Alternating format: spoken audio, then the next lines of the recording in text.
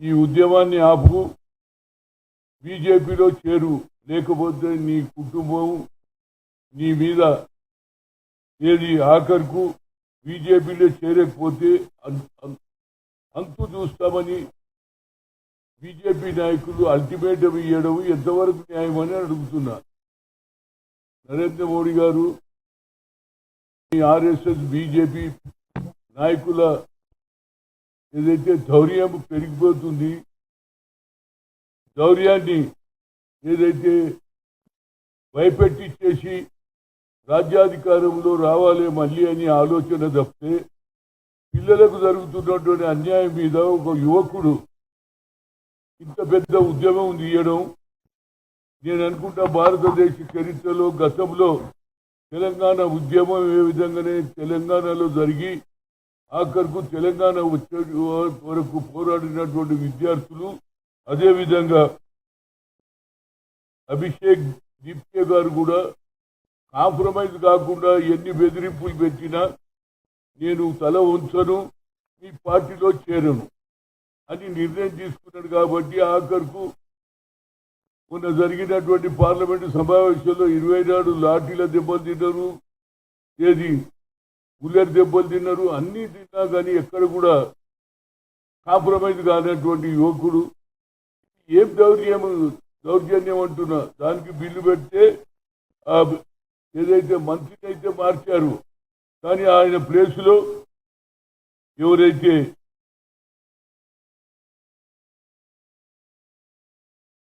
జోషి గారిని పెట్టారు, ఆయన మీద కూడా ఒక అలిగేషన్ ఉంది. గతంలో ఒక రేప్ జరిగితే రేప్ చేసిన వాళ్ళ తరఫుకెళ్ళి మాట్లాడిందనేది ఒక యావత్ భారతదేశంలో చర్చ జరిగేటప్పుడు ఒక విద్యామంత్రి, హెచ్ఆర్డి మినిస్టర్ యావత్ భారతదేశంలో ఒక దిక్సూచి, ఆయన క్యారెక్టర్ కూడా బాగుండాలి కదండి. దాని మీద నిన్న బిల్లు పాస్ చేశారు. నా ఉద్దేశంలో ఏమిటంటే ఒక్క మాట చెప్తున్నా, ఈ బెదిరింపులు, ఈ భయపెట్టించేది తక్కువ చేయండి. ఎన్ని రోజులు పెట్టిస్తారు?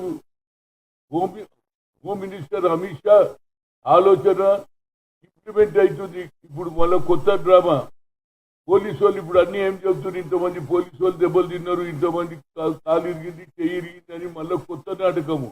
అసలు మీరు ఏదైతే ఒప్పందం ఏం జరిగింది, అన్ని కేసులు విత్డ్రా చేస్తాం. వాళ్ళ డిమాండ్ కూడా ఒకటి ఉన్నది, కేసులే కాక చనిపోయినటువంటి 21 మందికి 1 crore వాళ్ళకు సాయం చేయాలని రాహుల్ గాంధీ గారు కూడా అందరూ కూడా పార్లమెంట్లో మాట్లాడారు. అందరూ మాట్లాడినాక కూడా ఈ బెదిరింపులేంతోనే అడుగుతున్నా. భయపెట్టించేసి రాజకీయాలల్లో ప్రజల ఏదైతే విశ్వాసాన్ని పొందుకోవాలి తప్పితే బెదిరించి పార్టీలో చేర్చడం, ముఖ్యంగా ఏదైతే ఆర్ఎస్ఎస్ ఉన్నది, విశ్వ హిందూ పరిషత్ ఉన్నది, ఇంత ఆలోచన ఏమిటో నాకు అర్థమైతే లేదు. ఎంతసేపటికి హిందూ హిందూ హిందూ అంటున్నారు. మరి హిందువుల మీద హిందూ దేశం కావాలని మీ ఆలోచన ఉన్నప్పటికీ ఇవాళ అయోధ్యలో రాముని గుడి కట్టిస్తే దాని మీద కోట్ల రూపాయలు తినేశారు. దాని మీద ఒక్క నాయకుడు మాట్లాడాడు, ప్రధానమంత్రి మాట్లాడాడు, అమిత్ షా మాట్లాడాడు. ఆఖరికి వస్తే ఆర్ఎస్ఎస్ వాళ్ళు దాన్ని రాష్ట్ర ప్రభుత్వం ద్వారా ఇన్వెస్టిగేషన్ చేస్తుంది, కానీ దాని మీద మాకు నమ్మకం లేదు. సీట్ ఎవరి అండర్లు ఉంటుంది? రాష్ట్ర ముఖ్యమంత్రి అండర్లు ఉంటుంది. కాబట్టి తప్పనిసరిగా ఇది నిన్న పార్లమెంట్లో కూడా మహిళలు కూడా ఈ జరుగుతున్నటువంటి దాని మీద పార్లమెంట్ ముందు కూడా ధర్నా కూడా చేయడం జరిగింది. కనుక నా ఉద్దేశంలో ఇలాంటి ఆలోచన, అయోధ్యలోనే రాముడు ఉన్నాడని ఓట్లు తన్నుకున్నారు, ఆఖరుకు అయోధ్యలో రాముని కూడా అన్యాయం చేస్తున్నారు. కనుక దీన్ని తప్పనిసరిగా ఇది అయిపోయింది, ఎగ్జామ్ది అయిపోయింది. కానీ పిల్లల మీద కేసులు పెట్టి వాళ్ళని ఇబ్బంది పెడితే మాత్రం తప్పనిసరిగా విద్యార్థులే మళ్ళా తిరగబడతారు. దానివల్ల మా మద్దతు కూడా ఉంటుంది. ఎందుకంటే విద్యార్థులు విశ్వాసంగా మాకు జరిగిన అన్యాయాన్ని అడిగే హక్కు బాబాసాహెబ్ అంబేద్కర్ ఇచ్చాడు. కాబట్టి ఆ హక్కుతోటి ఆయన పోట్లాడుతున్నారు. అదేవిధంగా ఇవాళ స్వాములతో ఒక మీటింగ్ అయింది. స్వాములు ఏమంటున్నారంటే ఎవరు కూడా మా ధర్మంలో ఇంటర్ఫేర్ కావద్దు అంటున్నారు.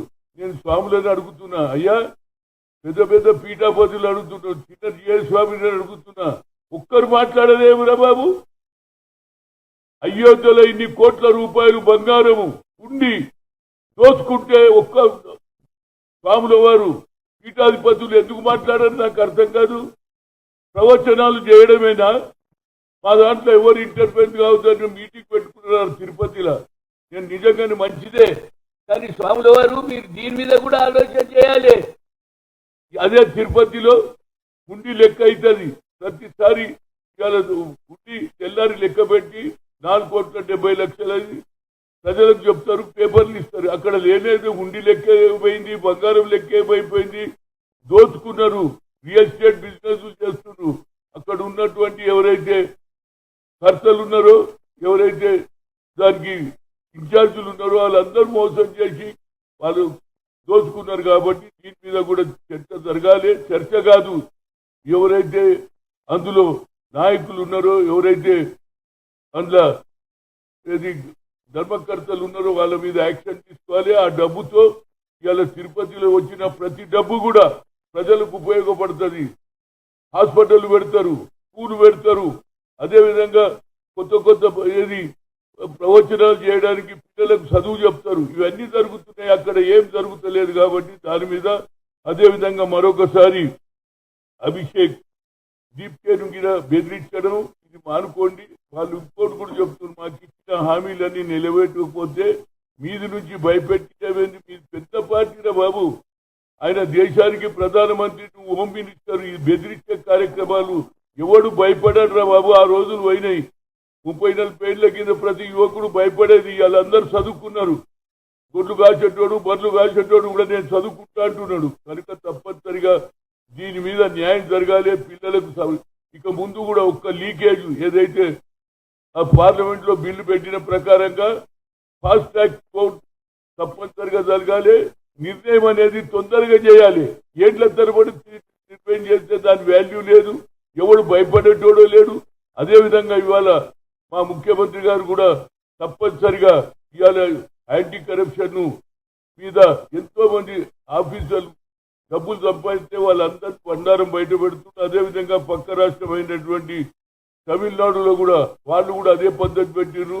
అవన్నీ తొలగించాలి, ప్రజలకు న్యాయం చేయాలనే ఆలోచన. అన్నిటికంటే ముఖ్యంగా తప్పనిసరిగా అయోధ్య దాని మీద ఇప్పటి వరకు పేపర్ లీకేజ్ అయింది. అయోధ్య ఉద్యమాన్ని కూడా ముందుకు తీసుకుపోవాలని తప్పనిసరిగా న్యాయం జరిగే వరకు పోరాటం కొనసాగిస్తాం. Thank you.